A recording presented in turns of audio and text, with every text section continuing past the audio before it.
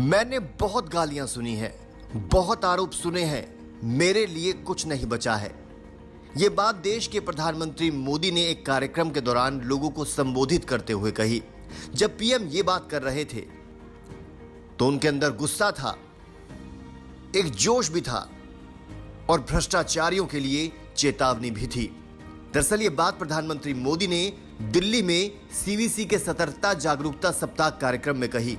प्रधानमंत्री यहां सीवीसी के नए शिकायत प्रबंधन प्रणाली पोर्टल का शुभारंभ करने पहुंचे थे। उससे पहले ही पीएम ने अपने भाषण में भ्रष्टाचार का खुलकर विरोध किया। साथ ही उन्होंने कहा कि भ्रष्टाचार के विरुद्ध काम करने वाले सीवीसी और बाकी संगठनों को रक्षात्मक होने की जरूरत नहीं है। मैं लंबे अरसे से इस व्यवस्था से निकला हूं। लंबे अरसे तक सरकार के प्रमुख के रूप में काम करने का मौका मिला। मैंने बहुत गालियां सुनी हैं, बहुत आरोप सुने हैं, मेरे लिए कुछ नहीं बचा है। प्रधानमंत्री मोदी ने यह भी कहा कि आज हम डिफेंस सेक्टर में आत्मनिर्भरता के लिए जो जोर लगा रहे हैं उससे घोटालों का स्कोप भी समाप्त हो गया है।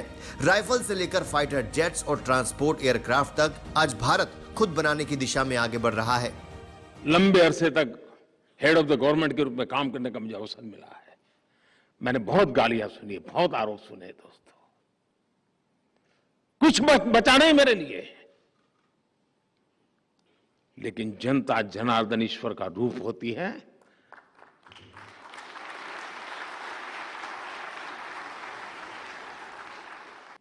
राइफल से लेकर फाइटर जेट्स और ट्रांसपोर्ट एयरक्राफ्ट तक आज भारत खुद बनाने की दिशा में आगे बढ़ रहा है। डिफेंस ही नहीं बल्कि बाकी जरूरतों के लिए भी हमें विदेशों से खरीद कम से कम उस पर निर्भर रहना पड़े। आत्मनिर्भरता के ऐसे प्रयासों का उसको आज बढ़ावा दिया जा रहा है। इसके बाद प्रधानमंत्री ने कहा कि छात्र यहां आए हैं लेकिन सिर्फ 20% पुरुष भ्रष्टाचार के खिलाफ लड़ाई में इनाम ले गए और 80% इनाम बेटियां ले गई।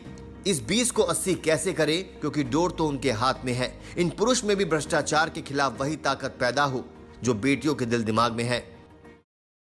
सिर्फ 20% पुरुष भ्रष्टाचार के खिलाफ की लड़ाई में इनाम ले गए, 80% बेटियां ले गई।